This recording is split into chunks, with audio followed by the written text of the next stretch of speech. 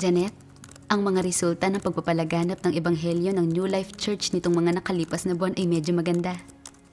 May ilang iglesia na ngayon ang magkakasunod na naitatag para sa mga baguhan. Salamat sa Diyos. Ang galing niyon. Kailangan nila ngayon ng mga tagadilig. Kaya gusto naming isaayos na ikaw ang magdilig sa mga baguhan. Ano sa tingin mo, Janet?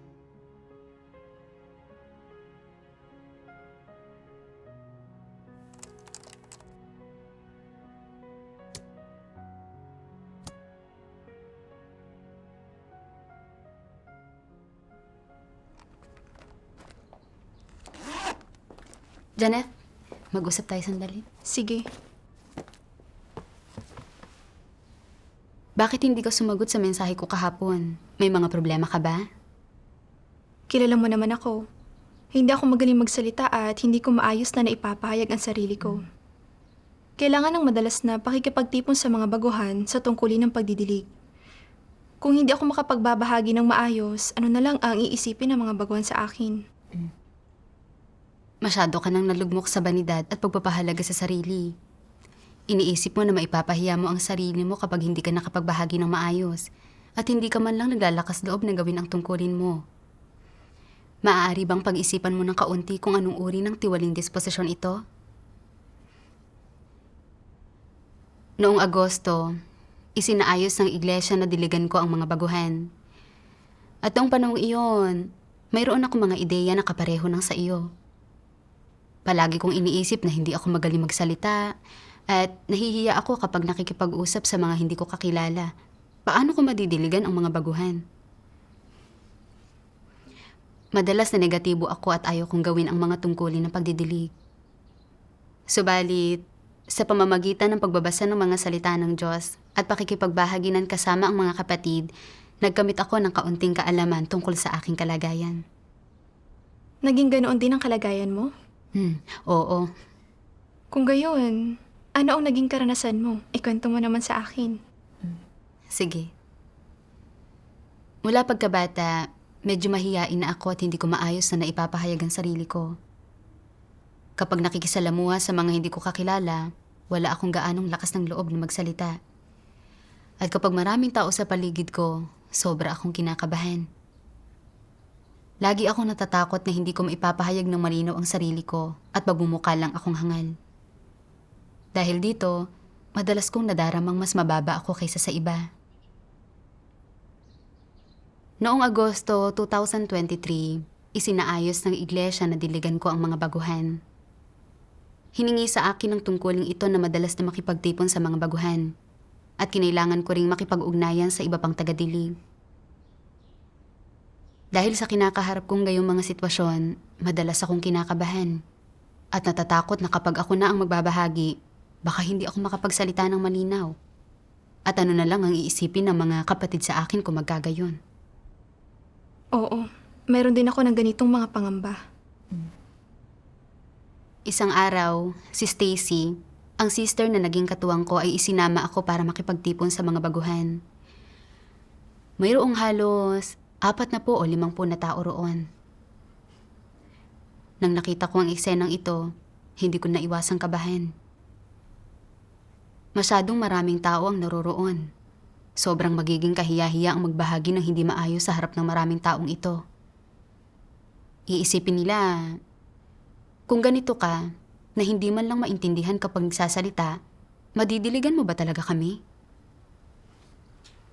Hindi ba't mamaliitin nila ako? Habang naiisip ko ito, hindi ko magawang maging kalmado at sobrang nababalisa ang puso ko. Lalo na nang makita ko na sa pagbabahagi ni Stacy, ang pag-iisip niya ay malinaw at ang nilalaman ay praktikal. Inggit na inggit ako. Masamang masama rin ang loob ko at natakot ako na sa sobrang daming taong naroroon, sa sandaling kabahan na ako, mabablangko na ang isip ko at hindi ko nakakayaning magbahagi. Sobrang magiging kahiya-hiya iyon. Ano na lang ang iisipin ng mga baguhan sa akin? Nang maisip ito, nagpasya ako na hindi na ako magsasalita. Gagampanan ko na lang ang papel ng isang tagasuri. Kaya Natapos ang buong pagtitipon nang hindi ako nagsasalita. Hindi ba't ang bigat sa loob ng ganoon? Oo, ang bigat nga. Kapag nakikipagtipon ako kasama ang iba pang tagadilig, ganito rin ako. Dahil nakikita ko silang lahat na medyo maayos na naipapahayag ang sarili nila, nainggit ako. Dahil iniisip kong ang pagpapahayag ko sa sarili ko ay hindi kasiya-siya at hindi presentable sa publiko, mas lalo pa akong nawalan ng tiwala sa aking pagsasalita. Nalungkot ako ng sobra at naisip ko, lahat kami ay gumagawa ng tungkulin ng pagdidilig. Kung gayon, bakit napakalaki ng agwat ko sa kanila? Wala akong sinasabing kahit ano. Hindi ba't iisipin nilang hindi ko talaga kayang magbahagi at madidismaya sila sa akin? Medyo naging negatibo ako. At naisip ko pa nga, hindi kaya isang pagkakamali ang pagsasaayos na gawin ko ang tungkulin ng pagdidilig? Para magawa ang tungkuling ito, ang isang tao ay dapat magbahagi tungkol sa katotohanan at dapat magaling sa pagpapahayag ng sarili niya. Hindi talaga ako magaling magsalita, kaya sa tingin ko ay hindi ko kayang gawin ang tungkuling ito. Subalit, inisip ko noon na ang tungkuling ginagawa ng isang tao sa isang partikular na yugto ay itinakda ng Diyos at ayaw kong maging hindi karapat-dapat sa kanyang pagkamapagsaalang-alang. Subalit, madalas nakakailanganin kong magsalita sa harap ng maraming tao sa hinaharap. Ano ang dapat kong gawin? Sa ilang araw na iyon, namumuhay ako sa pagdurusa sa bawat araw at hindi ako makaahon mula sa lagay ng loob na ito. Ganito rin ang kalagayan ko. Kaya, paano ka nakaunawa at nakapaggamit ng pagpasok? Isang araw, kinausap ko ang isang sister tungkol sa aking kalagayan at pinabasa niya sa akin ang isang sipi ng mga salita ng Diyos.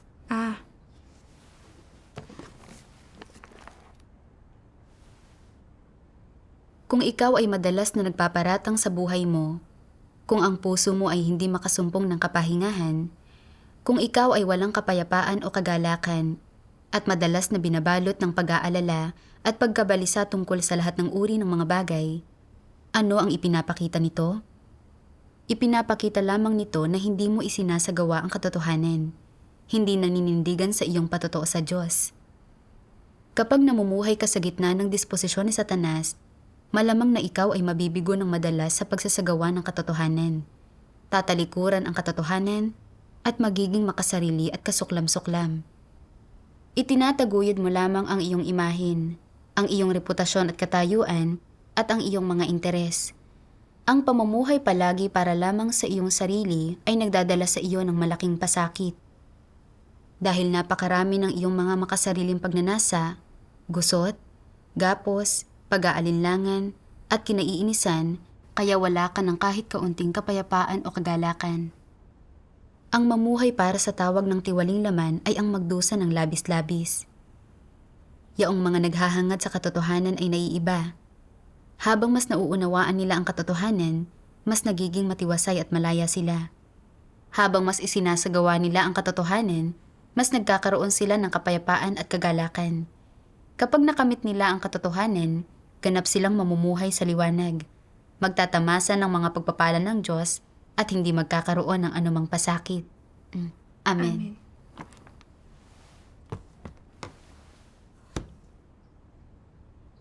Ibinunyag ng mga salita ng Diyos ang aking tunay na kalagayan at naunawaan ko kung bakit ako labis na nahihirapan noong panahong iyon. Ito ay dahil lagi akong namumuhay sa kalagayan ng banidad at pagpapahalaga sa sarili at nang hindi pagsasagawa sa katotohanan. Nakikipagtipon man ako sa mga baguhan o nakikipag-ugnayan sa mga tagadilig, hindi ako naglalakas loob na tunay na ipahayag ang sarili ko. At palagi akong natatakot na mamaliitin ako ng iba kapag hindi ako nagbahagi ng maayos. Isip ako ng isip at palagi akong puno ng pag-aalala tungkol sa aking banidad at pagpapahalaga. At wala akong ibang inisip kung hindi ang pagpapahalaga ko sa aking sarili at sa aking mga interes. Kaya lang ako nahirapan ng husto ay dahil ginugol ko ang buong araw nang namumuhay sa loob ng aking tiwaling disposisyon. Tama. Sa pamamagitan ng pagbabasa ng mga salita ng Diyos, nagkamit ako ng kaunting pagkaunawa tungkol sa aking problema. Nang marinig ko ang pagbabahagi mo, natanto ko na pareho tayo ng nararamdaman. Sa realidad, ang kakayahan nating ipahayag ang sarili natin ay hindi naman ganon kasama na wala na tayong masasabing kahit ano na malinaw. Ito ay pangunahing dahil sa napipigilan tayo ng banidad at pagpapahalaga sa sarili, kaya hindi natin masabi ang mga salitang kaya naman nating masabi ng malinaw. Tama iyan. Makalipas ang ilang araw, sinabi ng namamahala na mula sa oras na iyon, magsasalita na kami sa pangunguna sa talakayan ng mga tagadilig. Nang marinig ko ang mga salitang ito, hindi ko naiwasang kabahang muli. Naisip ko, ngayon, kaharap ko na ang mga kapatid na gumagawa ng tungkulin na pareha sa akin. Nasa 11 silang lahat. Ang pagbabahagi ko sa mga katotohanan na may kinalaman sa pangitain ay hindi na kasing ayos ng sa kanila. At ngayon ay ako pa ang mamamahala sa mga pagtitipon. Dahil sa kawalan ko ng kakayahan na ipahayag ang sarili ko, kung kabahan ako kapag oras ng magbahagi, at ako ay mabulol at mautal, at ang pag-iisip ko ay hindi malinaw, ano na lang ang iisipin ng lahat sa akin? Makalipas ang ilang araw, dumating na ang araw ng pagtitipon, at tinawagan ako ng namamahala at hinimok akong makilahok. Kahit na hindi ako ang mamumuno sa pagtitipon, nahihirapan pa rin ang kalooban ko. Natatakot ako na kung pupunta ako at sasabihan ako magbahagi, wala akong masasabing kahit ano, at magiging isang napakalaking kahiyan yon. Wala akong lakas ng loob na makilahok. Hindi ka dumalo? Sa loob ng ilang araw pagkatapos niyon, pakiramdam ko ay may batong nakapasok sa puso ko at hindi ako makahinga. Kahit na naiwasan ko ang araw na iyon, makakaiwas ba ako magpakailanman? Naisip kong marahil ay hindi talaga ako akma na gawin ang mga tungkulin ng pagdidilig. Subalit, nang maisip kong sumuko na lang, sinaway ko ang sarili ko at nadama ko na may pagkakautang ako sa Diyos. Nang mabasa ko ang mga salitang ito ng Diyos, saka lamang nabago ang landas ng aking kalagayan. Sabi ng mga salita ng Diyos, may ilang tao na hindi palakibo mula pa noong bata sila. Hindi sila mahilig makipag-usap at nahihirapan silang makisalamuha sa iba. Kahit nasa hustong gulang na sila sa edad na 30 o 40, hindi pa rin nila mapangibabawan ang personalidad na ito. Hindi sila sanay magsalita o makipag-usap. Hindi rin sila magaling sa pakikipag-ugnayan. Pagkatapos nilang maging leader, nagiging isang partikular na limitasyon at hadlang sa kanilang gawain ang personalidad nilang ito at madalas silang nababagabag at nadidismaya dahil dito, kaya't nararamdaman nilang napipigilan sila. Ang pagiging hindi palakibo at hindi pala salita ay mga pagpapamalas ng normal na pagkatao. Dahil ang mga ito ay mga pagpapamalas ng normal na pagkatao, maituturing ba na mga pagsalangsang sa Diyos ang mga ito? Hindi. Hindi mga pagsalangsang ang mga ito at pangangasiwaan ng Diyos ng tama ang mga ito. Ano man ang iyong mga problema, pagkukulang, o mga kapintasan, hindi isyu ang mga ito sa mga mata ng Diyos. Tinitingnan ng Diyos kung paano mo isinasagawa ang katotohanan, hinahanap ang katotohanan, kung paano ka kumikilos ayon sa mga katotohanang prinsipyo, at sumusunod sa daan ng Diyos sa ilalim ng iyong umiiral na mga normal na kalagayan ng tao. Ang mga ito ang tinitingnan ng Diyos. Kaya, huwag hayaan na paghigpitan ka ng mga pangunahing kondisyon tulad ng normal na kakayahan, mga abilidad, mga likas na gawi, personalidad, mga kagawian, mga estilo ng pamumuhay ng tao, at iba pa. Siyempre, Huwag mo ring igugol ang iyong enerhiya at panahon sa pagsubok na lampasan ang mga pangunahing kondisyong ito o sa pagsubok na baguhin ang mga ito. Ano man ang orihinal mong personalidad, iyon pa rin ang iyong personalidad. Huwag mong subukang baguhin ang iyong personalidad alang-alang sa pagkakamit ng kaligtasan. Ito ay isang maling ideya ng tao. Ang iyong personalidad ay isang objektibong katunayan na hindi mo mababago. Sa objektibong pananalita, ang resultang nais na makamit ng Diyos sa kanyang gawain ay walang kinalaman sa iyong personalidad. Kung makakamit mo man ang kaligtasan, ay wala ring kaugnayan sa iyong personalidad. Dagdag pa rito, kung ikaw man ay isang taong nagsasagawa sa katotohanan at nagtataglay ng katotohanang realidad, ay walang kinalaman sa iyong personalidad.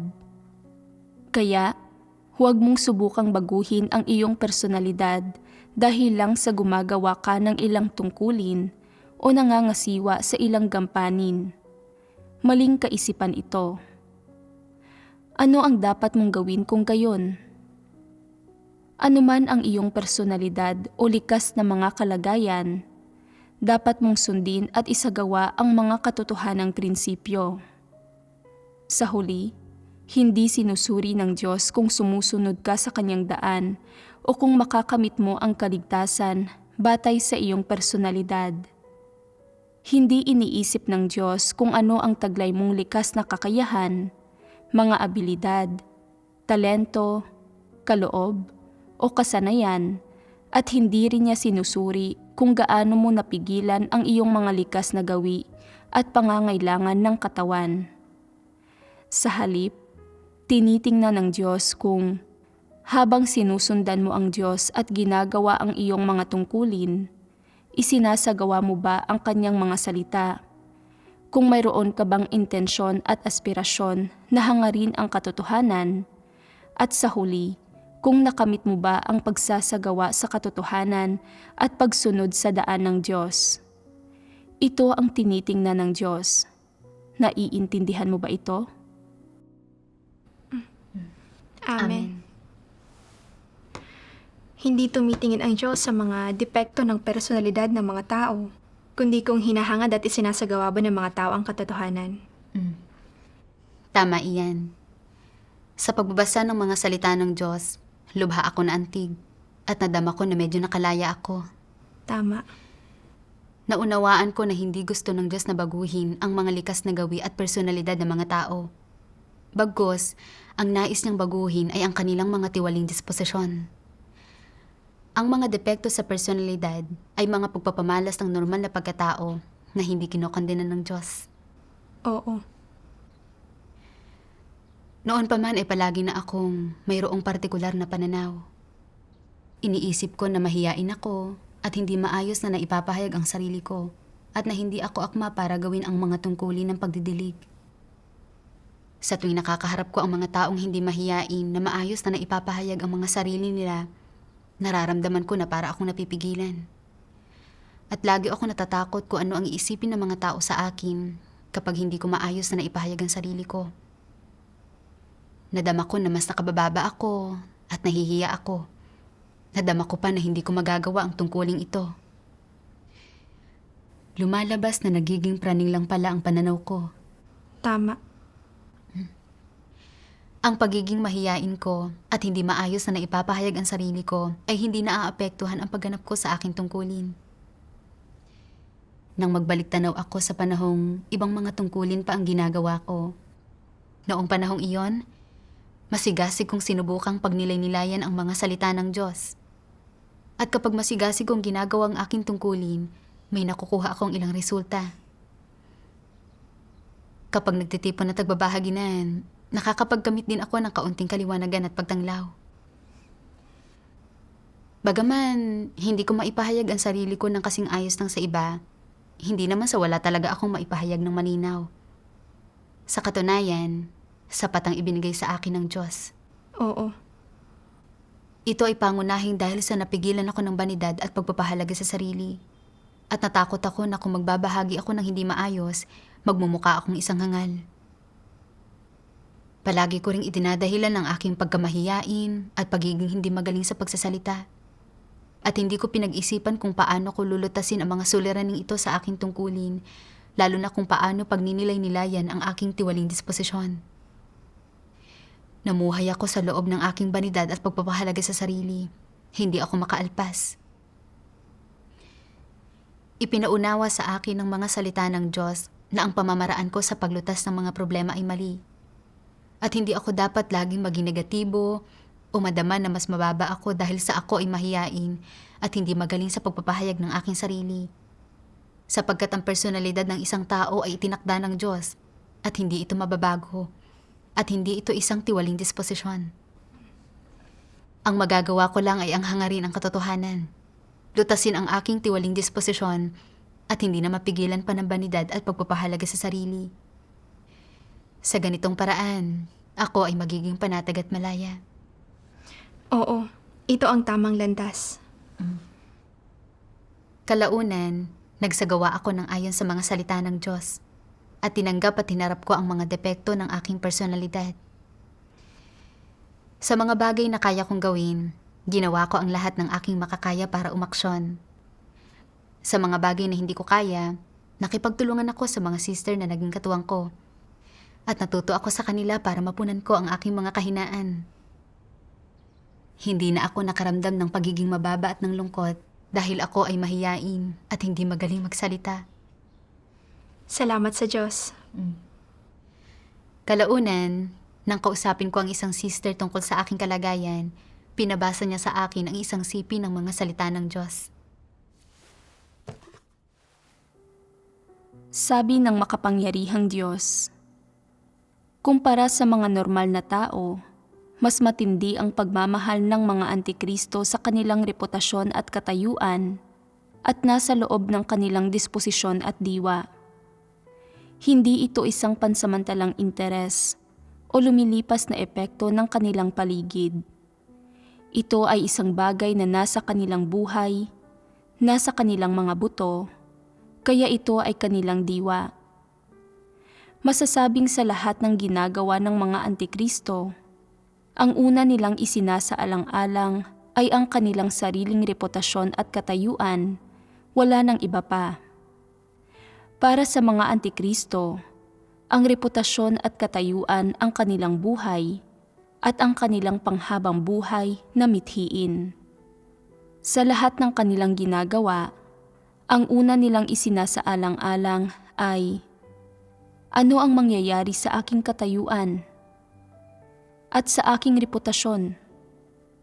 Ang paggawa ba nito ay magbibigay sa akin ng magandang reputasyon?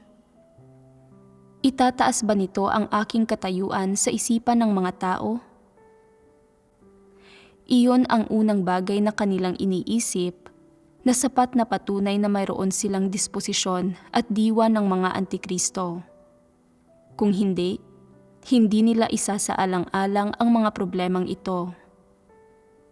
Maaaring sabihin na para sa mga antikristo, ang reputasyon at katayuan ay hindi kung anong karagdagang hinihingi lamang at hindi rin isang bagay na kayang-kaya nila kahit wala ang mga ito.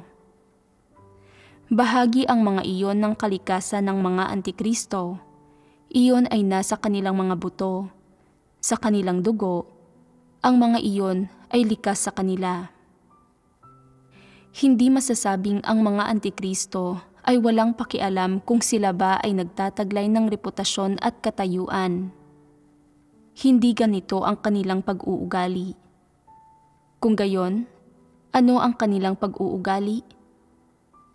Ang reputasyon at katayuan ay malapit na nauugnay sa kanilang pang-araw-araw na buhay, sa kanilang pang-araw-araw na kalagayan, sa kung ano ang kanilang pinagsisikapan sa araw-araw.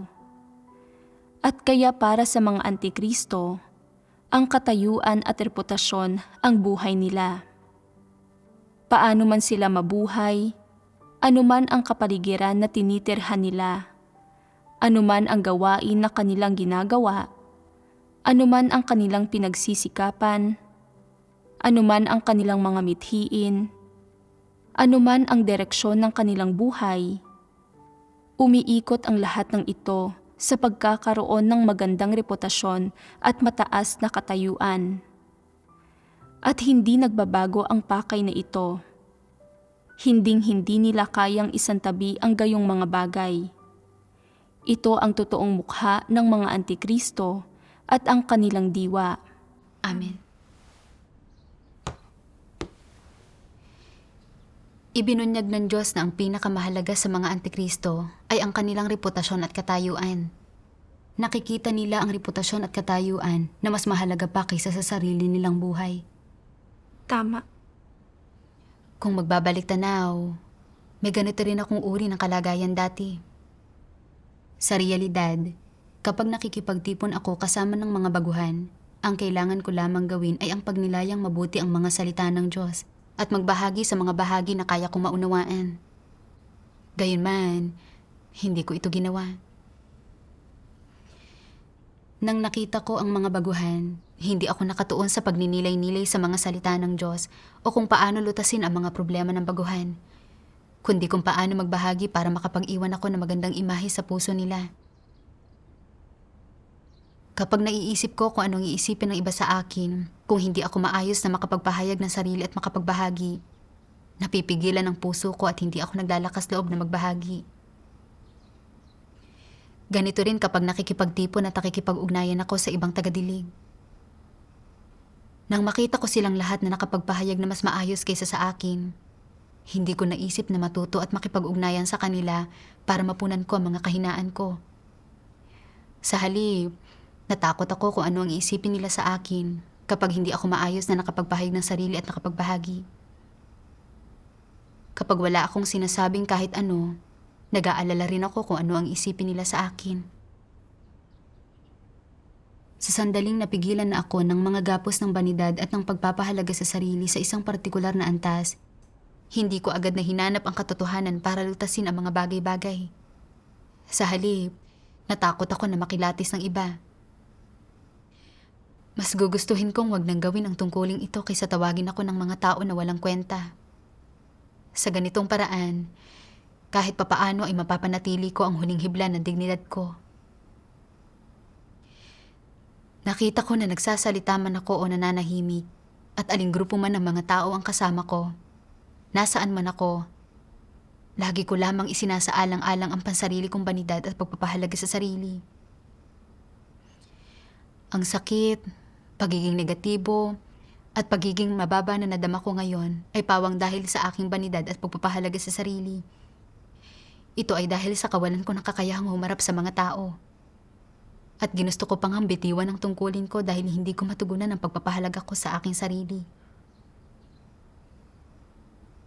Inisip ko kung paanong, noong bata pa ako, madalas sinasabi ng aking mga magulang na walang katumbas ang mukhang maihaharap mo.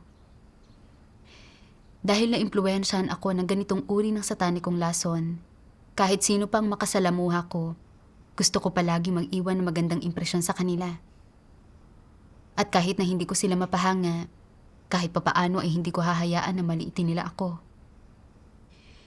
Ganito na ako kasama ko man ang aking mga kamag-aral at katrabaho noon, o ang mga kasama ko sa aking tungkulin. At kapag ang pangangailangan ko para sa reputasyon at katayuan ay hindi natutugunan, para bang wala na akong buhay.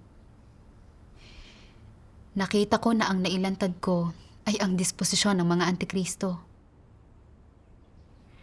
Nang marinig ko ang pagbabahaging ito, pinagnilay-nilayan ko rin ang sarili ko.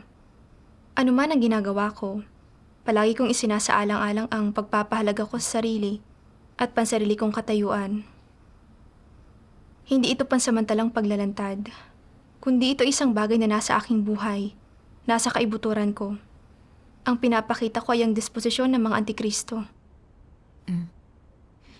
Tama, iyan nga.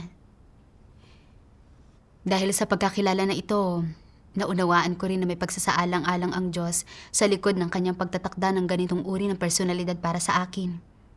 Nabasa ko ang mga salitang ito ng Diyos.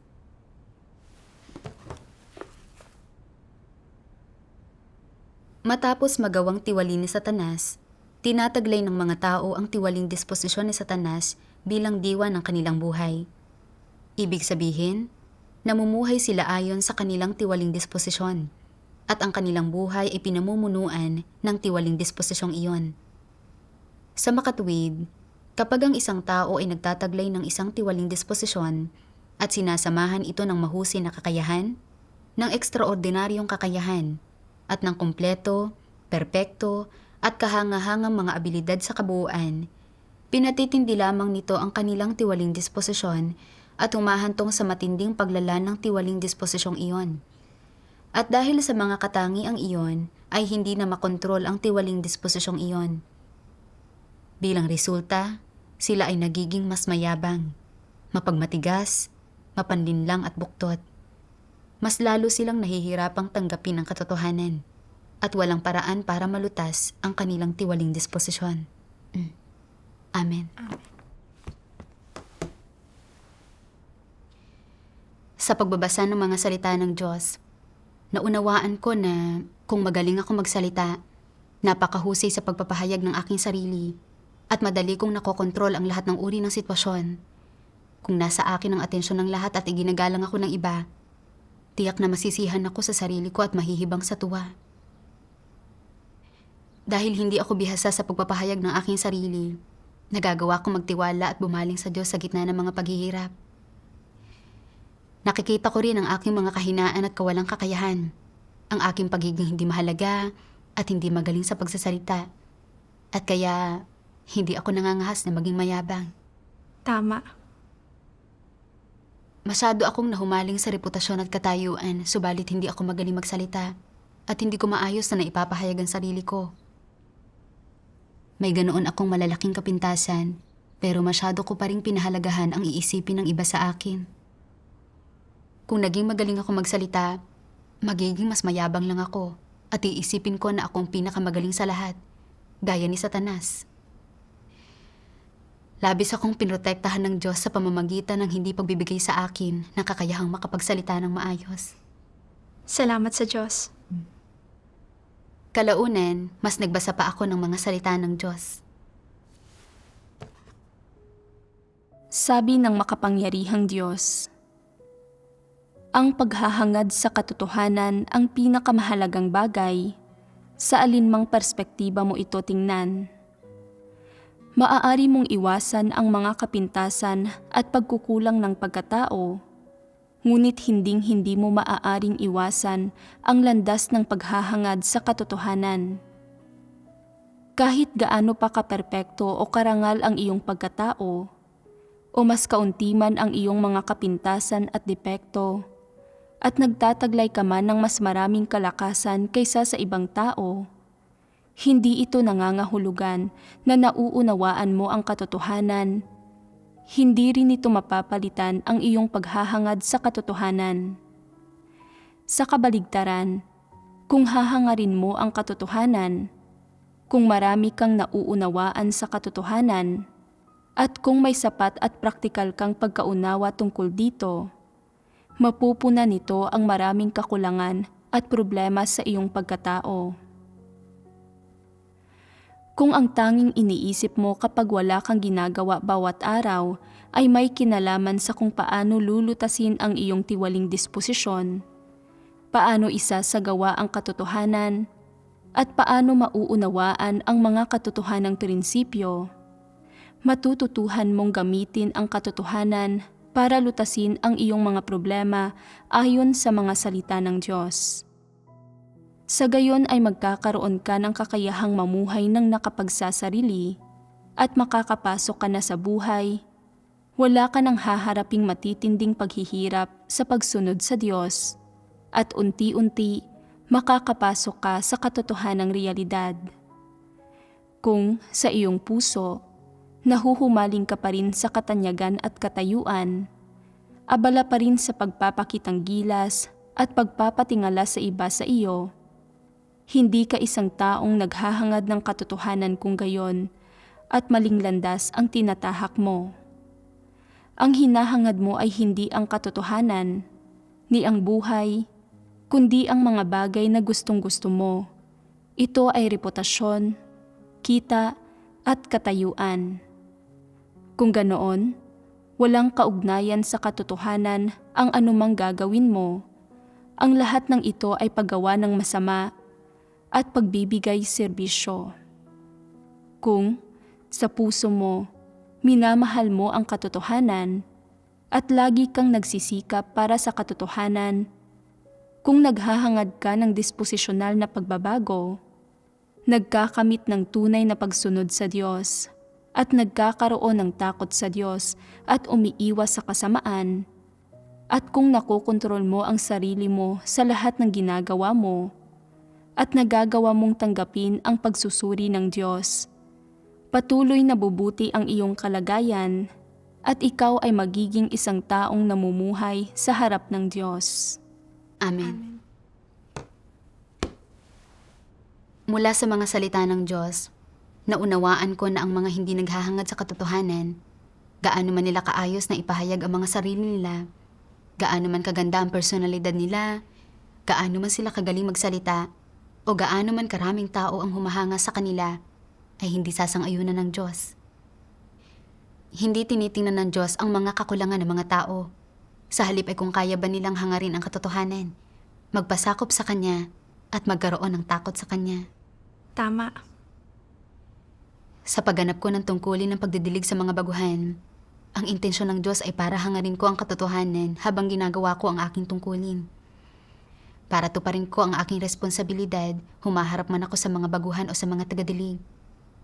At kasabay nito, para hanapin ko kung paano ko dapat lutasin ang mga paghihirap at isyu ng mga baguhan, para makapaglatag sila ng pundasyon sa tunay na daan at magawa ang mga tungkulin nila bilang nilikha ng mas maaga. Gayunman, nang humarap ako sa mga baguhan na tagadilig, ang iniisip ko sa araw-araw ay ang pansarili kong banidad at katayuan. Ito ay ganap na taliwas sa landas na sinasabi ng Diyos na tinatahak ng mga taong naghahangad at nagmamahal sa katotohanan. Sa ganitong paraan, mas lalo lamang ako mapapalayo sa mga hinihingi ng Diyos at sa huli ay palalayasin niya ako. Ang isinasaalang-alang ko lang ay ang aking banidad at katayuan. Takot ako na hindi ako makapagbahagi ng maayos at mamaliitin ako ng iba, kaya hindi na ako naglalakas loob na gawin ang aking tungkulin. Ito ay isang mapanganib na kalagayan. Mula noon, ayon sa sinabi ng mga salita ng Diyos, sinimulan kong sadyang sanayin ang sarili ko na isapuso ang aking tungkulin at sa paglutas ng sarili kong tiwaling disposisyon, nang nakatuon sa paghahanap sa mga katotohanang prinsipyo at sa paggawa ng maayos sa aking tungkulin. Salamat sa Diyos. Pagkatapos nito, kapag nagsasalitan kami sa pamamahala sa mga pagtitipon, hindi na ako umiiwas. Alam ko na sa pamamagitan ng pangunguna sa mga pagtitipon, masasanay at mapabubuti ko ang paghahayag ko ng aking sarili. Mapupunan ko ang kakulangan ko at magagawa ko ng maayos ang aking tungkulin. Kaya, hiniling ko sa Diyos na bigyan ako ng pananalig at lakas. Hindi ko na pagtutuunan ng pansin kung ano ang iisipin ng iba sa akin. Sapat na sa akin ang malayang gamitin ang orihinal na ibinigay sa akin ng Diyos at kung ano ang kaya kong makamit mismo. Kapag ako na ang nakatalaga magbahagi, kalmado ako nagbabahagi sa kung ano ang naunawaan ko at ipinahahayag ko rin ang ilang bagay na hindi ko napaghandaan.